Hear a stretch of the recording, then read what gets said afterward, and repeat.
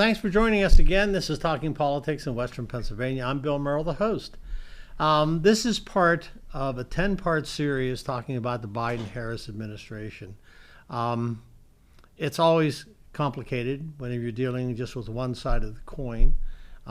It's hard to, in fact, come up with, well, things that everybody's interested in. But what we're trying to show is the issues that are current with us right now. You may ask, a lot of this program has to do with Biden. Well, I've been working on these programs for almost 6 months now. So a lot of it was before, as I put it, the coup happened. And so I'm glad you joined us today. This is part 4. Lies, damn lies, political lies, you decide.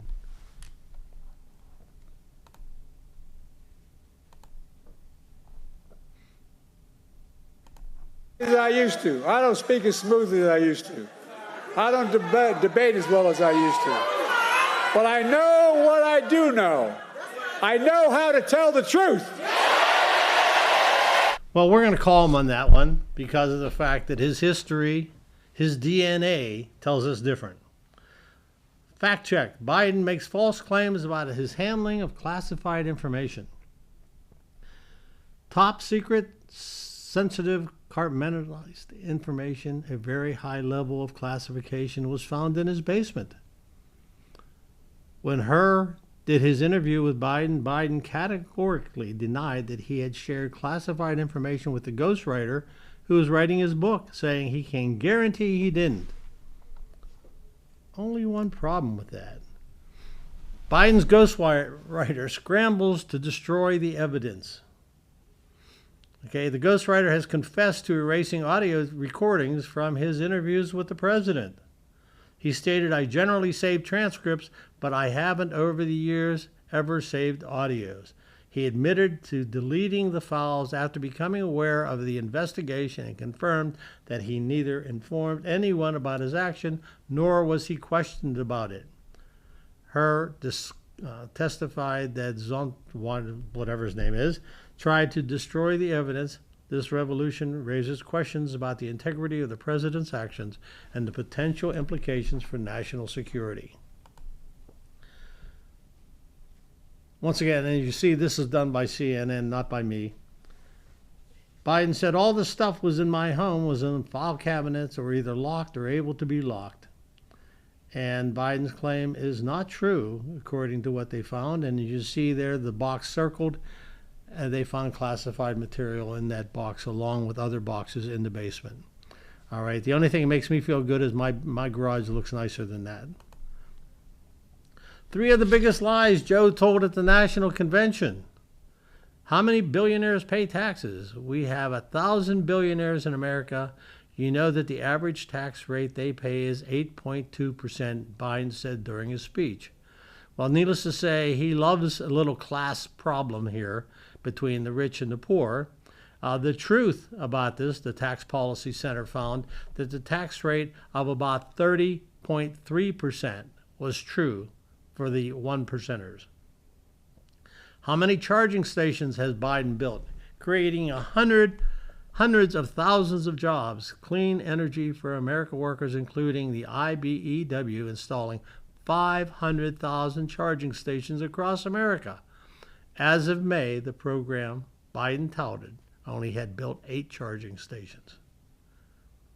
The deficit under Biden. Biden explicitly claimed that he had worked to reverse the trade deficit. The CNN fact checker found that that was not true, and actually it went from $900 billion to over $1 trillion in Biden's first year. Biden took the stage, lied and lied and lied. And this was Newsweek, who always supports the left. Okay. For nearly last minute, Biden and those around him, including his replacement on the ticket, gaslighted the American public with lies. Down the bottom there, the speech was so full of falsehoods that even pro-Biden Harris legacy media could not resist fact-checking it. Exhaustive articles that quickly popped up on major networks. When I marched in the civil rights movement, I did not march with a 12-point program. I marched with tens of thousands of others to change attitudes. And we changed attitudes.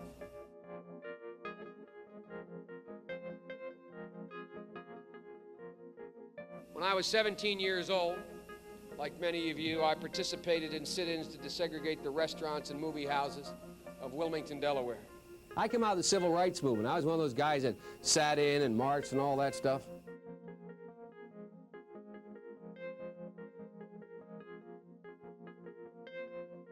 During the 60s, I was, in fact, very concerned about the civil rights movement. I was not an activist. I worked at an all-black swimming pool in the east side of Wilmington, Delaware. I was involved in what they were thinking, what they were feeling. I was involved, but I was not out marching. I was not down in Selma. I was not anywhere else. I was a suburbanite kid who got a dose of exposure to what was happening to black Americans when I'm in my own city.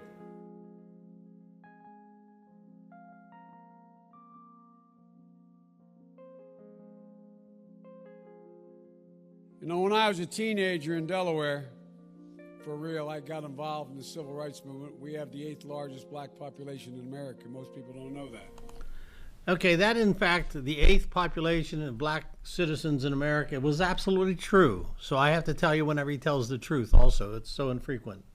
The lies go on and on. He claims he was a professor at University of Pennsylvania, which he never was. He claims he taught constitutional law class on the Second Amendment, which he never did.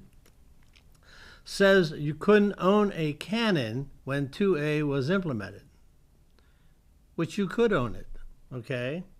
And ends by failing miserably to say the phrase, the tree of liberty is watered by the blood of patriots. Thomas Jefferson's true quote was, the tree of liberty must be refreshed from time to time with the blood of patriots and tyrants. Joe Biden has made a number of claims that he was appointed to the Naval Academy in the late 60s. Is the 5-time draft dodger lying about his military service? Why is he lying about it? During the 60s, he had 5 deferments from the military, claiming that he has asthma. But his medical history and his autobiography mentioned nothing about asthma. And if he had a medical condition, why would you ever lie about applying to the military? He graduated from Syracuse University in '68. So if he was going to head to the Naval Academy, it would have to be for a graduate program, and none of the military academies have graduate schools. There was a time when the media was not afraid to call him out on his lies. Like the first time he ran for president, it was an utter disaster. What law school did you attend, and where did you place in that class? And the other question is, could you quickly, I think I probably have a much higher IQ than you do, I suspect. I went to law school on a full academic scholarship, the only one in my class to have a full academic scholarship. In the first year in law school, I decided I didn't want to be in law school and ended up in the bottom 2/3 of my class, and then decided I wanted to stay, went back to law school, and in fact ended up in the top half of my class. I won the International Moot Court competition. I was the outstanding student in the political science department at the end of my year. I graduated with 3 degrees from undergraduate school and 165 credits, only need 123 credits, and I'd be delighted to sit down and compare my IQ to yours if you'd like, Frank. Even if all that stuff was true, which it wasn't, what an arrogant jerk. Who talks like that? But it makes it worse because none of that stuff was true. And back then, the media, they weren't afraid. Biden now concedes he did not graduate in the top half of his law school class, that he does not have 3 degrees from college, and that he was not named outstanding political science student in college. Newsweek says Biden actually went to school on a half scholarship, ended up near the bottom of his class, and won only 1 degree, not 3. Joe Biden ranked 76th in a class of 85 at the University of Syracuse Law School. I mean, this guy comes off this whole thing as a flyweight. Now Biden says Newsweek is right. His memory had failed him. And by the way, the scholarship he received wasn't for merit, it was for his financial condition. Once again, times Biden lied and plagiarized. This is from the Washington Examiner. 65, he lifted 5 pages out of a law review for a legal report. I was wrong, but I was not molested. It makes me, I'm sorry, I can't help but laugh. When you lift 5 pages out of anything, you're wrong. He stole Robert F. Kennedy's statement. He, in fact, also, he also stole Bernie Sanders' documents. Like I said, it almost gets too old to even talk about. We're not even. This next slide is just, once again, just another story about the ways he tells. The last one there, the president recently retold the Delaware house fire, almost killing his wife, dog, and cat, and melting his Corvette. Fox and the Associated Press reported that it was just a small kitchen fire. You know, whenever things should matter, whenever it doesn't need to, he lies about it. Let's look at this one. Now, so many people get insulin, but guess what? Instead of $400 to $500 a month, they're going to pay $35 a month. Here's the deal. I called on the prescription drug companies to bring down the price of insulin to $35 to everyone, not just seniors. And today, Eli Lilly, the largest manufacturer of insulin in the United States of America, agreed to do just that. $35. But guess what that means? Every other company making insulin is going to have to lower their prices to $35 because they can't compete. Now we want to take a moment here on the program to talk to you about this. Yesterday, coming out of a segment in which the $35 insulin copay under the Inflation Reduction Act was mentioned, I remarked that I recall that back in May of 2020, the Centers for Medicare and Medicaid Services had issued a press release that stated President Trump had a plan to lower insulin copays to $35. The Biden campaign's rapid response issued a post on X saying the following, quote, Fox host tries to claim Trump, not President Biden, capped insulin at $35 a month. Fact check. This is a blatant lie. But there are receipts to dispute the Biden campaign's claim about what I said. First, the press release from May 26th of 2020, which read, President Trump announces lower out-of-pocket insulin costs for Medicare seniors across the nation. Participating in enhanced Part D prescription drug plans will provide Medicare beneficiaries access to a broad set of insulins at a maximum $35 copay for a month's supply from the beginning of the year through Part D coverage gap. At the White House that same day, there was a Rose Garden event to announce the program. CEOs from participating drug companies were in attendance, as was the CEO of the American Diabetes Association, Tracy Brown. Thank you, Mr. President. Thank you, Administrator Verma, for making this afternoon one that we can focus on the 34 million Americans like myself who's living with diabetes, 7 million of which need insulin to live. Today, together, we are helping millions of seniors access insulin affordably. This is a very big deal. But this standard is not a measure of how we can evaluate the condition of our society. It cannot measure the health of our children, the quality of our education, the joy of their play. Yet the gross national product does not allow for the health of our children, the quality of their education, or the joy of their play. Let us pledge that our generation of Americans will pay any price, bear any burden, accept any challenge, and meet any hardship to secure the blessings of prosperity and the promise of opportunity for our children. We shall pay any price, bear any burden, meet any hardship, support any friend, oppose any foe to assure the survival and the success of liberty. Welcome back to the program. James Morrow here at the desk, as always, with Rowan Dean and Rita Panahi. There's been a new development in the saga of Joe Biden's disgraceful performance at the 80th anniversary commemorations of D-Day last week, which I want to tell you about today. That's right. Along with all the bizarre behaviors that he exhibited, it looks like Joe Biden, or rather his advisors, decided to all but rip off whole hunks of a speech given 40 years ago at Pointe du Hoc, Normandy, by another far more successful president, Ronald Reagan. At commemorations of the 40th anniversary of D-Day 40 years ago, American broadcaster Clay Travis compared the two speeches, and, well, you be the judge. Last, the hour had come. Dawn, 6th of June, 1944.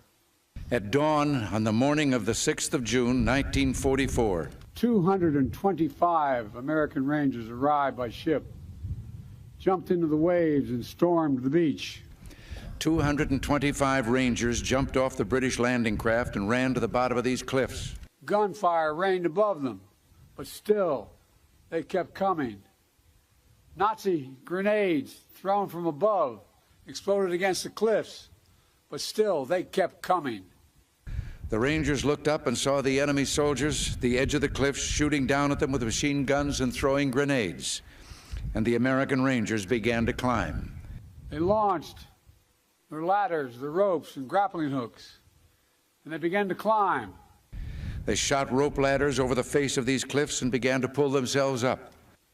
When the Nazis cut their ladders, the Rangers used the ropes. When the Nazis cut their ropes, the Rangers used their hands.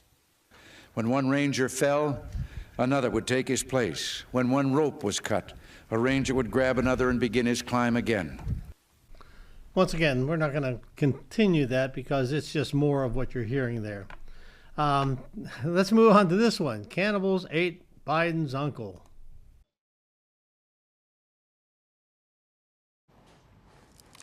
World leaders must choose their words wisely. They don't just speak for themselves, they speak for a nation. So the last thing you want is a gaffe or an insult, or worse, both. But Joe Biden did not get the memo.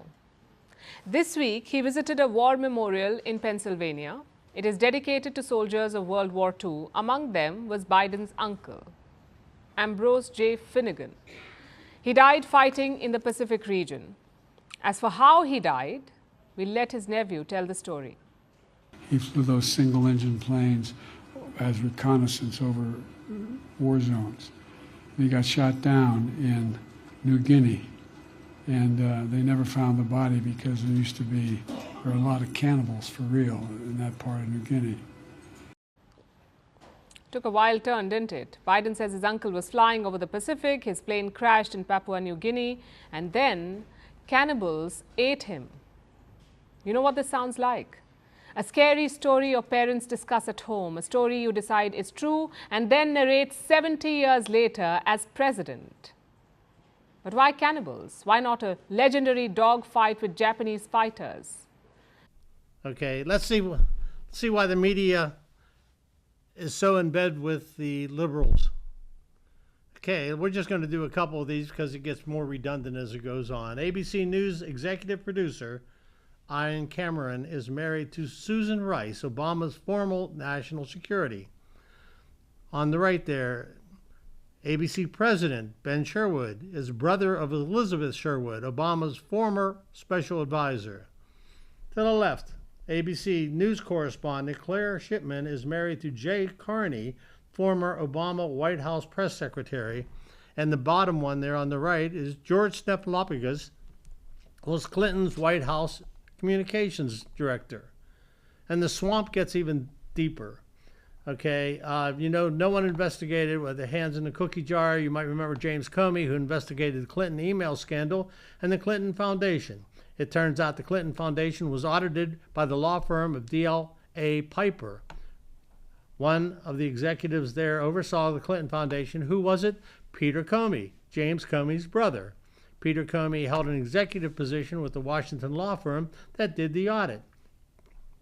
Peter Comey was officially DLA Piper's Senior Director of Real Estate Operations for Americas. In 2015, when the Clinton Foundation scandal first broke and Hillary was preparing her presidential campaign, not only did DLA Piper, the firm where Comey's brother worked, involved in the audit, but according to the foundation's donor records, they gave between $50,000 to $100,000. It even gets cozier. DLA Piper executive Douglas Imhoff is taking an extended leave of absence from the firm. Who is Douglas? He's the husband of Kamala Harris. Just a coincidence? I don't know. You can't make this up. Who owns Dominion? Bloom Capital Partners. Guess who's on the board of the company? Richard Bloom. Richard Bloom is Dianne Feinstein's husband. Nancy Pelosi's husband is also a major contributor. And it goes on. Dominion voting system is listed on the Clinton Foundation website. Oh, you must remember the Feinstein-Kavanaugh-Soros connection to understand this information. Deborah Katz, Christine Ford's lawyer, worked for George Soros in the Open Society. She also worked at Project on Government Oversight, POGO. POGO is funded by Soros and the Open Society's foundation. POGO is the co-signer of the letter Dianne Feinstein presented against Kavanaugh. And the swamp gets deeper. Kamala Harris did not prosecute One West Bank for their fraud when she had the authority. Soros owned One West Bank. And you know why a woman who placed 7th in her state when running for president is now VP and became the Democratic Party presidential nominee. But it's not on. Chelsea Clinton angled for ambassadorship if Harris wins the election. Hillary Clinton, we white Americans need to recognize our privilege. NBC News. Chelsea really wants to be the ambassador to the UK, said Clinton's source. There's a reason why Bill and Hillary came out in first place to support Kamala's presidential bid. They were currying a favor. The source of the Clintons have been forced. This idea has been working for a long time. Now, this is interesting. Chelsea's first job out of college paid her between $600,000 to $900,000 from NBC. Now, is that called white or political privilege or corruption? One more thing before we end for the commercial here. The history of Kamala Harris. Kamala Harris' father was an avowed Marxist professor at the economics department at Stanford. Kamala Harris mentored a young San Francisco radical Maoist activist. Kamala Harris is still closely associated with that person. Now here's the big kicker. The Communist Party of Russia membership card. The official telegram channel of the State Archives of the Russian Federation, GARF, has detonated a political bombshell on August 19th. They unveiled a Communist Party membership card belonging to no other than Kamala Harris. Could this be true?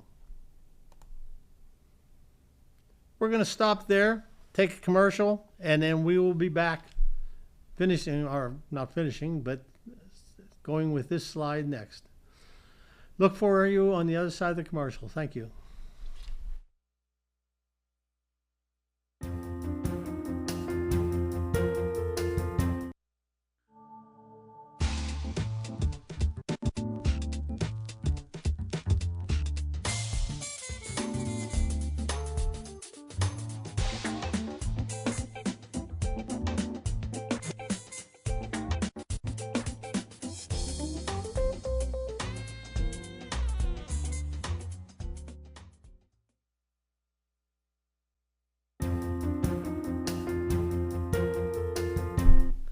Well, thanks for coming back. Once again, this is part 4 of a 10-part series on the Biden and Harris administration.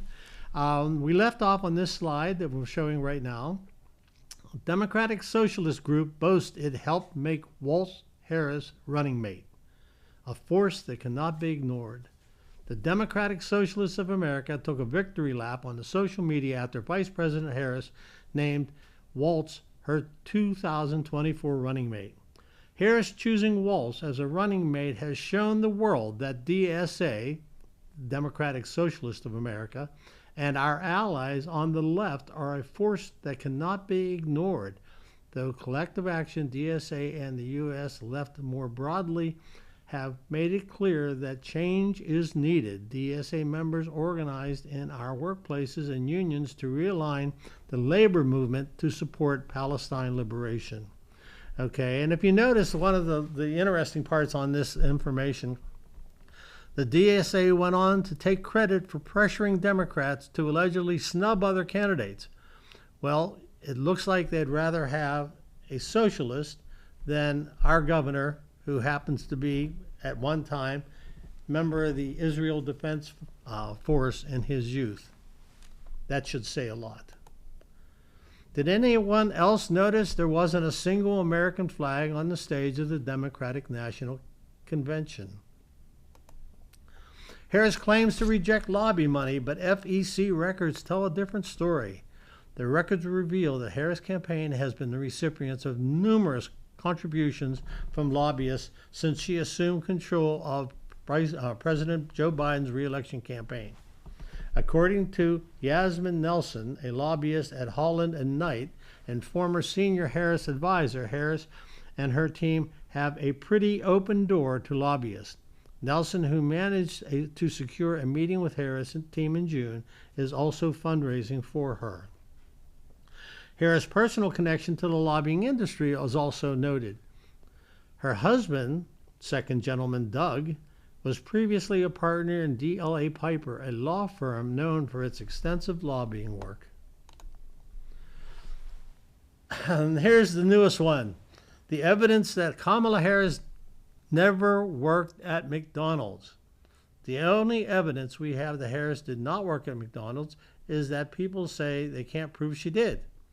They can't really make a case because it's impossible to prove a negative. But here are the claims Harris didn't mention. McDonald's in her 2019 memoir, The Truth We Hold, nor did she include it on the 1987 application to work as a clerk in the Alameda County District Attorney's Office, or any other resume.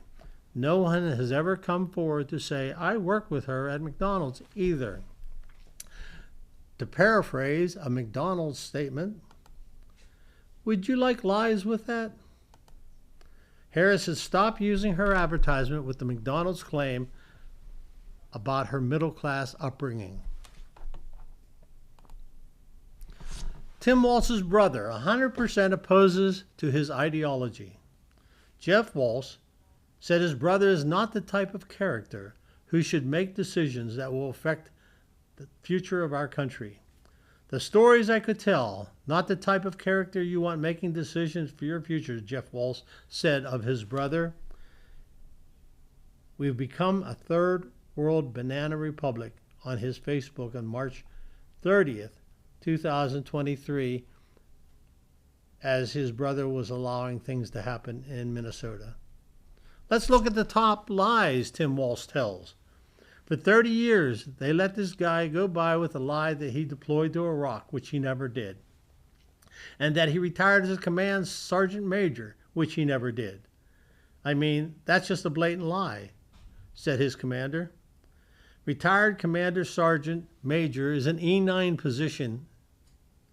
Okay, he has repeated that he was this, but he actually retired as an E7 in the military. That's a pay grade, because he failed to complete the required coursework to be submitted for that position. But he quit the unit to run for the U.S. Congress using that position. Walsh claimed his wife conceived through IVA. She said that never happened. Walsh claimed the entire arrest was a misunderstanding based on hearing loss from his military service, which was a joke because he never served in the front line. According to court records and police records connected to the incident, Walsh admitted in court that he had been drinking when he was pulled over for driving 96 miles an hour in a 55-mile zone in Nebraska. Walsh was then transported by a state trooper to a local hospital for a blood test, showing that he had a blood level of 0.128, well over the state's legal limit of 0.1. Outstanding, young Nebraskian. When Waltz ran for the House of Representatives, his official campaign biography stated that in 1993 he was named the Outstanding Young Nebraskian by the Nebraskan Chamber of Commerce. According to the Nebraskan Chamber of Commerce, he never won such an award. Phony headlines. The campaign reportedly spent hundreds of thousands of dollars on campaigning ads that presented actual news stories from the Associated Press, USA Today, NPR, etc., and the other outlets. But with glowing headlines written by campaign staffers, the intention is to convince readers that the unbiased reporters he praised on the candidate. White Taco Guy. He said that he doesn't want to put any flavor on his tacos, but he won an award supposedly for the turkey taco hot dish. Just like in Russia, the people and names change, but the lies continue. Here's the Waltz family.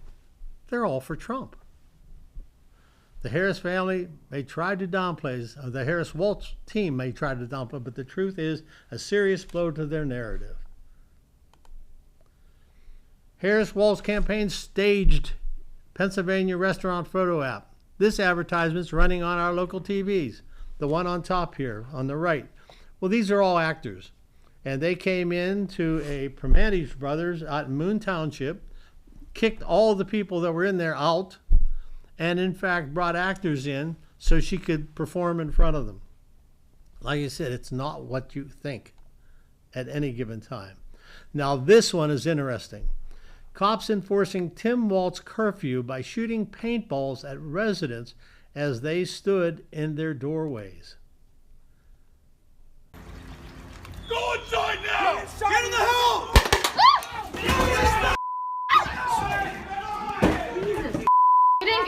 Get in. Get in. Oh, God, that hurt. You good? Are you okay? Right on the crotch. Are you okay? You got hit? I'm good.